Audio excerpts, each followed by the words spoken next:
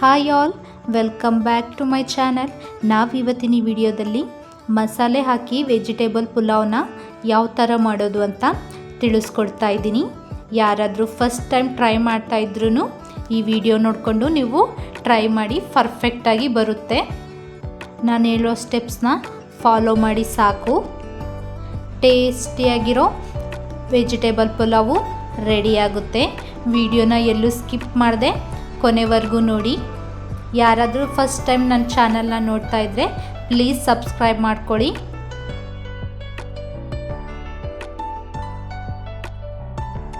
ಈಗ ಪಲಾವ್ನ ಯಾವ ಥರ ಮಾಡೋದು ಅಂತ ನೋಡೋಣ ಬನ್ನಿ. ಪಲಾವ್ ಮಾಡ್ಕೊಳ್ಳೋದಕ್ಕೆ ನಾನಿಲ್ಲಿ 1 ಗ್ಲಾಸ್ ಅಕ್ಕಿನ ಚೆನ್ನಾಗಿ ತೊಳೆದು ನೆನೆಸಿಟ್ಕೊಳ್ತಾ ಇದ್ದೀನಿ.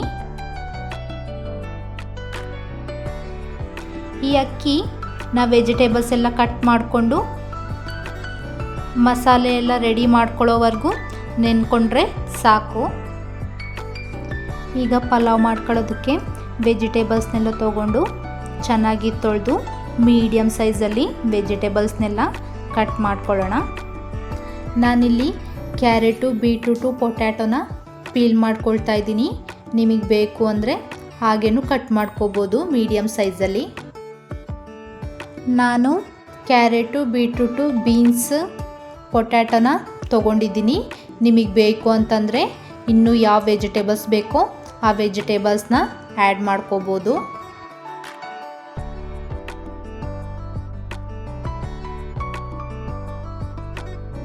ವೆಜಿಟೇಬಲ್ಸ್ ಎಲ್ಲ ಪೀಲ್ ಮಾಡ್ಕೊಂಡಿದ್ದಾಗಿದೆ. ಇವನ್ನ ಚೆನ್ನಾಗಿ ತೊಳೆದು ಮೀಡಿಯಮ್ ಸೈಜಲ್ಲಿ ಕಟ್ ಮಾಡ್ಕೊಳ್ಳೋಣ.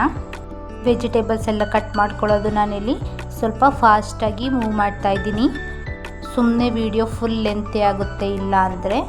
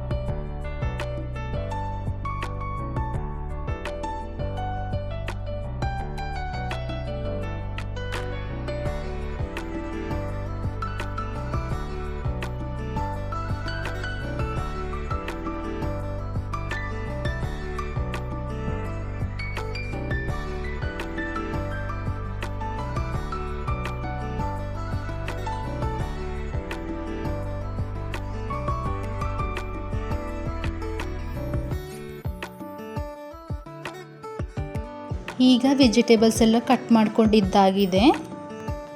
ವೆಜಿಟೇಬಲ್ಸ್ ಜೊತೆ ನಾನಿಲ್ಲಿ ರಾತ್ರಿ ನೆನೆಸಿಟ್ಕೊಂಡಿರುವಂತಹ ಬಟಾಣಿನ ಹಾಕ್ಕೊಳ್ತಾ ಇದ್ದೀನಿ. ನಿಮ್ಮ ಹತ್ರ ಹಸಿ ಬಟಾಣಿನ ಇದ್ದರೆ ಯೂಸ್ ಮಾಡ್ಕೋಬೋದು.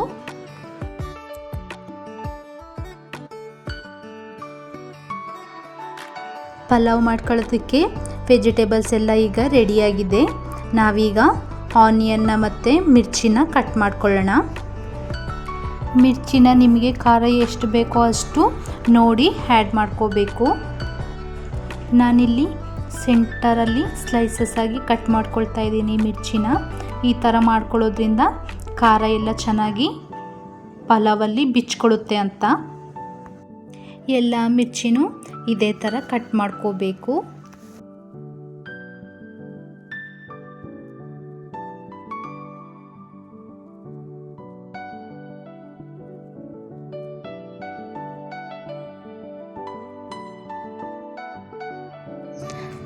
ಮಿರ್ಚಿ ಎಲ್ಲ ಕಟ್ ಮಾಡ್ಕೊಂಡಿದ್ದಾಗಿದೆ.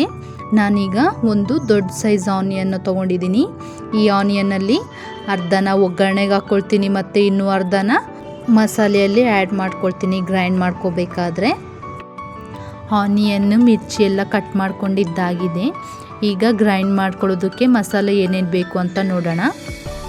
ಒಂದು ಲವಂಗ, ಸ್ವಲ್ಪ ಚಕ್ಕೆ, ತೆಂಗಿನಕಾಯಿ ಸ್ವಲ್ಪ, ಶುಂಠಿ ಬೆಳ್ಳುಳ್ಳಿ ಆಗಲೇ ತೆಗೆದಿಟ್ಕೊಂಡಿದ್ವಲ್ಲ ನಾವು ಹಾಫ್ ಆನಿಯನ್ ಹಾಕಿ ಒಂದು ಸಲ ಗ್ರೈಂಡ್ ಮಾಡ್ಕೊಳ್ಳೋಣ. ಇದನ್ನು ಫಸ್ಟ್ ಗ್ರೈಂಡ್ ಮಾಡ್ಕೊಂಡಿದ್ದಾದಮೇಲೆ ಟೊಮ್ಯಾಟೊ, ಕೊತ್ತಂಬರಿ, ಪುದೀನನ ಇನ್ನೂ ಒಂದು ಸಲ ಗ್ರೈಂಡ್ ಮಾಡ್ಕೊಳ್ಳೋಣ. ಎಲ್ಲ ಒಂದೇ ಸಲ ಮಿಕ್ಸ್ ಮಾಡಿಬಿಟ್ಟು ಲವಂಗ, ಚಕ್ಕೆ, ಶುಂಠಿ, ಬೆಳ್ಳುಳ್ಳಿ, ಆನಿಯನ್, ತೆಂಗಿನಕಾಯಿ ಈ ಥರ ಪೇಸ್ಟ್ ಮಾಡ್ಕೊಂಡಿದ್ದಾಗಿದೆ. ಈಗ ಇದಕ್ಕೆ ಒಂದು ಮೀಡಿಯಮ್ ಸೈಜ್ ಟೊಮ್ಯಾಟೊನ ಹಾಕ್ಕೋಬೇಕು. ಸ್ವಲ್ಪ ಕೊತ್ತಂಬರಿ, ಪುದೀನನ ಹಾಕ್ಕೊಂಡು ಸ್ವಲ್ಪ ನೀರು ಹಾಕ್ಕೊಂಡು ಫೈನ್ ಪೇಸ್ಟಾಗಿ ನಾವು ಗ್ರೈಂಡ್ ಮಾಡ್ಕೋಬೇಕು.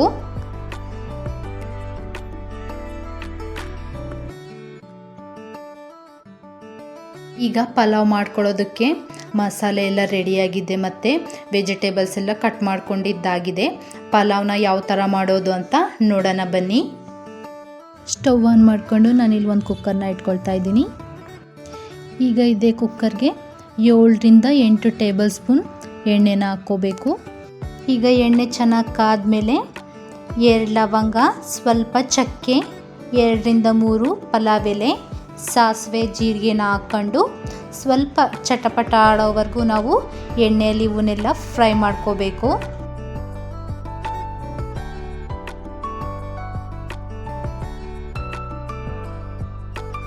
ನಾವೇನು ಆ್ಯಡ್ ಮಾಡಿದ್ವಲ್ಲ ಮಸಾಲೆ ಸ್ಪೈಸಸ್ಸು ಅದೆಲ್ಲ ಫ್ಲೇವರ್ ಎಲ್ಲ ಬಿಟ್ಕೊಳ್ಳೋವರೆಗೂ ನಾವು ಫ್ರೈ ಮಾಡ್ಕೊಂಡಿದ್ದಾಗಿದೆ.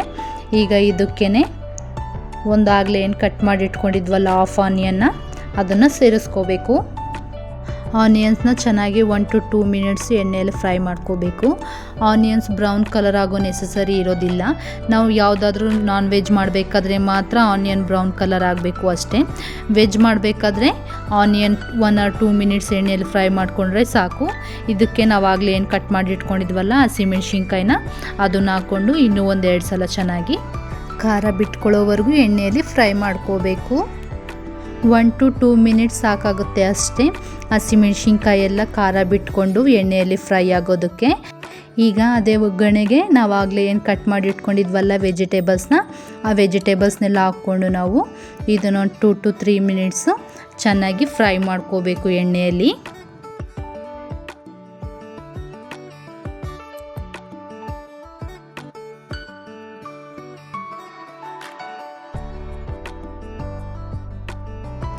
ನಾನೀಗ ಇದಕ್ಕೆ ಸ್ವಲ್ಪ ಹಸಿದು ಕರಿಬೇವನ್ನ ಹಾಕ್ಕೊಳ್ತಾ ಇದ್ದೀನಿ. ನೀವಾಗಲೇ ಬೇಕು ಅಂದರೆ ಒಗ್ಗರಣೆಯಲ್ಲೇ ಹಾಕ್ಕೋಬೋದು. ನಾನೀಗ ಹಾಕ್ಕೊಳ್ತಾ ಇದ್ದೀನಿ ಯಾಕಂದರೆ ಅದು ಫ್ಲೇವರ್ ಚೆನ್ನಾಗಿರುತ್ತೆ ಈಗ ಹಾಕ್ಕೊಳ್ಳೋದ್ರಿಂದ ಅಂತ ಅಷ್ಟೇ. ನಾನು ಇದಕ್ಕಂತಲೇ ಅಲ್ಲ ಯಾವುದೇ ಕುಕ್ ಮಾಡಬೇಕಾದ್ರೇನೂ ಅಷ್ಟೇ ನಾನು ಎಣ್ಣೆಯಲ್ಲಿ ಕರಿಬೇವು ಹಾಕ್ಕೊಂಡು ಫ್ರೈ ಮಾಡ್ಕೊಳ್ಳೋದು ಕಮ್ಮಿ. ವೆಜಿಟೇಬಲ್ಸ್ ಆಗಲಿ ಮಸಾಲೆ ಆಗಲಿ ಹಾಕಿದ್ದಾದ್ಮೇಲೆ ನಾನು ಕರಿಬೇವು ಹಾಕ್ಕೊಳ್ತೀನಿ. ಅದ್ರ ಫ್ಲೇವರು ಚೆನ್ನಾಗಿ ಬರಲಿ ಫುಡ್ಡಲ್ಲಿ ಅಂತ. 2 to 3 ಮಿನಿಟ್ಸ್ ಆಗಿದೆ. ವೆಜಿಟೇಬಲ್ಸ್ ಎಲ್ಲ ಚೆನ್ನಾಗಿ ಫ್ರೈ ಆಗಿದೆ. ಈಗ ಇದಕ್ಕೆ 1/2 ಟೇಬಲ್ ಸ್ಪೂನ ಅರಿಶಿನ ಹಾಕ್ಕೊಂಡು ಹಸಿ ಸ್ಮೆಲ್ ಹೋಗೋವರೆಗೂ ಫ್ರೈ ಮಾಡ್ಕೊಳ್ಬೇಕು.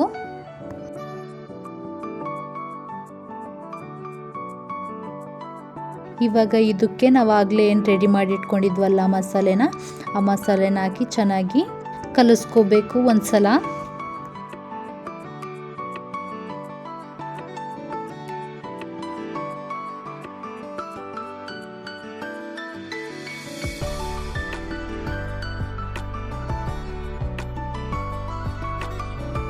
ಸ್ವಲ್ಪ ಸ್ಮ್ಯಾಶ್ ಮಾಡಿ ಕಸೂರಿ ಮೇಥಿ ಹಾಕ್ಕೊಳ್ತಾ ಇದ್ದೀನಿ. ಇದು ಆಪ್ಷನಲ್ಲು, ನಿಮ್ಮ ಹತ್ರ ಇದ್ದರೆ ಹಾಕ್ಕೊಳ್ಳಿ, ಇಲ್ಲಾಂದರೆ ಏನು ಬೇಕಾಗಿಲ್ಲ.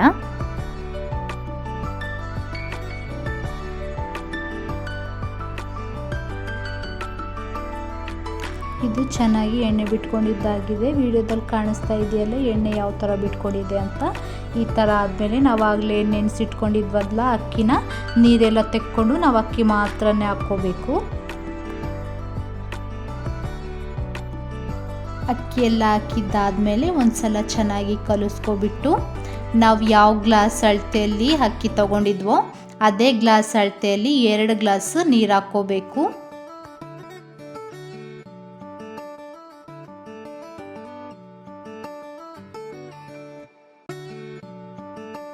ಇದೇ ಗ್ಲಾಸ್ ಅಳತೆಯಲ್ಲಿ ನಾನು 1 ಗ್ಲಾಸ್ ಅಕ್ಕಿ ತೊಗೊಂಡಿದ್ದೆ. ಈಗ 2 ಗ್ಲಾಸ್ ನೀರು ಹಾಕ್ಕೊಳ್ತಾ ಇದ್ದೀನಿ. ಈ ಥರ ಮೆಜರಿಂಗ್ ಮಾಡಿ ನಾವು ಅಕ್ಕಿ ತೊಗೊಂಡು ನೀರು ಹಾಕ್ಕೊಳ್ಳೋದ್ರಿಂದ ಜಾಸ್ತಿ ಕಮ್ಮಿ ನೀರು ಆಗೋದಿಲ್ಲ, ಕರೆಕ್ಟಾಗಿ ಆಗುತ್ತೆ. ಪಲಾವು ತುಂಬ ಚೆನ್ನಾಗಿ ಬರುತ್ತೆ. ನಾವು ಅಳತೆ ತಗೊಳ್ದೆ ಅಂದಾಜು ಮೇಲೆ ನೀರು ಹಾಕ್ಬಿಟ್ರೆ ತಳ ಹತ್ತೋದು ಮತ್ತು ನೀರು ಜಾಸ್ತಿಯಾಗಿ ಅಕ್ಕಿ ಎಲ್ಲ ಫುಲ್ ಸಾಫ್ಟ್ ಆಗೋದು ಆ ಥರ ಎಲ್ಲ ಆಗುತ್ತೆ, ಉದುರುದ್ರು ಬರೋದಿಲ್ಲ. ಈ ಥರ ನಾವು ಮೆಜರಿಂಗ್ ಮಾಡಿ ತಗೊಳ್ಳೋದ್ರಿಂದ ಉದುರಾಗಿ ಬರುತ್ತೆ. ಈಗ ರುಚಿಗೆ ತಕ್ಕಷ್ಟು ಉಪ್ಪನ್ನು ಹಾಕಿ ಒಂದು ಕುದಿ ಬಂದಮೇಲೆ ನಾನು ಲಿಡ್ನ ಕ್ಲೋಸ್ ಮಾಡ್ತಾ ಇದ್ದೀನಿ. ಉಪ್ಪು ಹಾಕಿದ್ಮೇಲೆ ಒಂದು ಸಲ ಚೆನ್ನಾಗಿ ತಿರುಗಿಸ್ಕೊಬಿಟ್ಟು ಉಪ್ಪಾಗಿದೆಯೋ ಇಲ್ಲ ಅಂತ ಚೆಕ್ ಮಾಡಿಕೊಂಡು ನೀವು ಉಪ್ಪನ್ನ ಕಮ್ಮಿ ಆಗಿದ್ದರೆ ಆ್ಯಡ್ ಮಾಡ್ಕೋಬೋದು.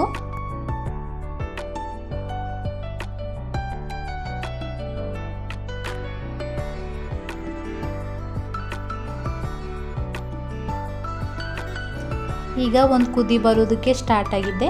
ಲಿಡ್ನ ಕ್ಲೋಸ್ ಮಾಡಿಬಿಟ್ಟು 3 ಇಂದ 4 ವಿಸಿಲ್ ಹಾಕಿಸ್ಕೋಬೇಕು.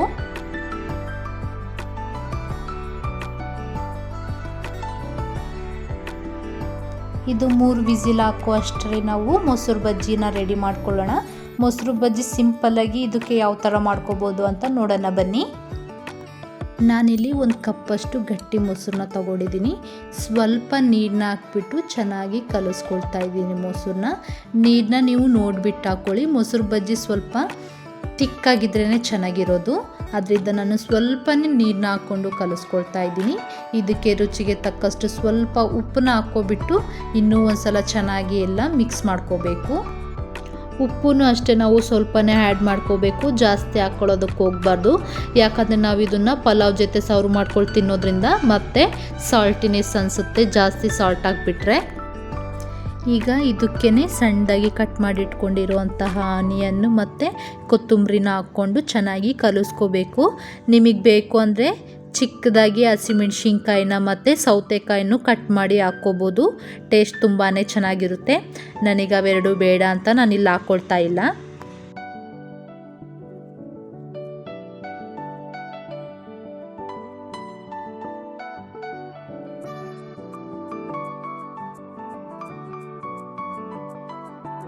ಈಗ ಮೊಸರು ಬಜ್ಜಿನೂ ರೆಡಿಯಾಗಿದೆ. ನೋಡಿದ್ರಲ್ಲ ಸಿಂಪಲ್ಲಾಗಿ ಮತ್ತು ಕ್ವಿಕ್ಕಾಗಿ ನಾವು ಪಲಾವ್ ರೆಡಿ ಆಗೋಷ್ಟರಲ್ಲಿ ನಾವು ಮೊಸರು ಬಜ್ಜಿನ ಯಾವ ಥರ ಬೇಗ ಮಾಡ್ಕೋಬೋದು ಅಂತ.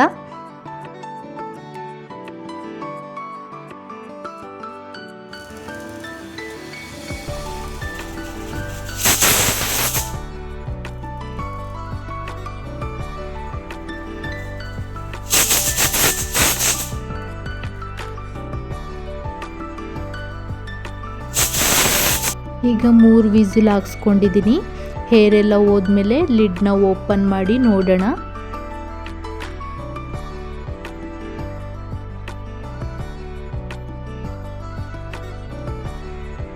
ನೋಡ್ತಾ ಇದ್ದೀರಲ್ಲ, ಬಿಸಿ ಬಿಸಿಯಾಗಿ ಕಲರ್ಫುಲ್ಲಾಗಿ ವೆಜಿಟೇಬಲ್ ಪುಲಾವ್ ರೆಡಿಯಾಗಿದೆ. ಇದಕ್ಕೆ ಫೈನಲ್ ಆಗಿ ಸ್ವಲ್ಪ ಚಿಕ್ಕದಾಗಿ ಕಟ್ ಮಾಡಿಟ್ಕೊಂಡಿರುವಂತಹ ಕೊತ್ತಂಬರಿನ ಹಾಕ್ಕೊಳ್ತಾ ಇದ್ದೀನಿ.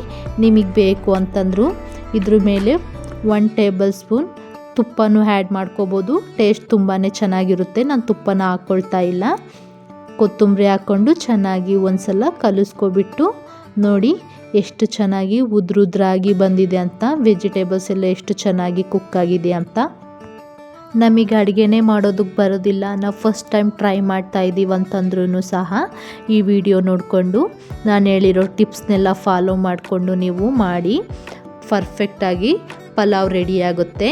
ತಳ ಹತ್ತೋದಾಗಲಿ ಪಲಾವೆಲ್ಲ ನುಣ್ಣಗಾಗೋದಾಗಲಿ ಆ ಥರ ಏನೂ ಆಗೋದಿಲ್ಲ.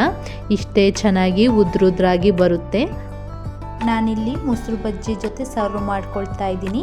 ನಿಮಗೆ ಬೇಕು ಅಂತಂದರೆ ಚಟ್ನಿ ಜೊತೆ ಸರ್ವ್ ಮಾಡ್ಕೋಬೋದು, ಇಲ್ಲ ಅಂತಂದ್ರೂ ಹಾಗೇನೂ ತಿನ್ಬೋದು. ತುಂಬ ಟೇಸ್ಟಿಯಾಗಿರುತ್ತೆ. ಮಿಸ್ ಮಾಡದೆ ನೀವು ಒಂದ್ಸಲ ಟ್ರೈ ಮಾಡಿ. ನಿಮಗೂ ಈ ವಿಡಿಯೋ ಇಷ್ಟ ಆದರೆ ಪ್ಲೀಸ್ ಲೈಕ್ ಮಾಡಿ, ಶೇರ್ ಮಾಡಿ, ಹಾಗೆ ಸಬ್ಸ್ಕ್ರೈಬ್ ಮಾಡ್ಕೊಳ್ಳಿ. ನೀವು ಸಬ್ಸ್ಕ್ರೈಬ್ ಮಾಡ್ಕೊಳ್ಳೋದ್ರಿಂದ ನಾನಿಡೋ ಪ್ರತಿಯೊಂದು ವೀಡಿಯೋಸು ನಿಮಗೆ ಬೇಗ ರೀಚ್ ಆಗುತ್ತೆ. ನೆಕ್ಸ್ಟ್ ವಿಡಿಯೋದಲ್ಲಿ ಸಿಗೋಣ. Until then bye. Thank you for watching.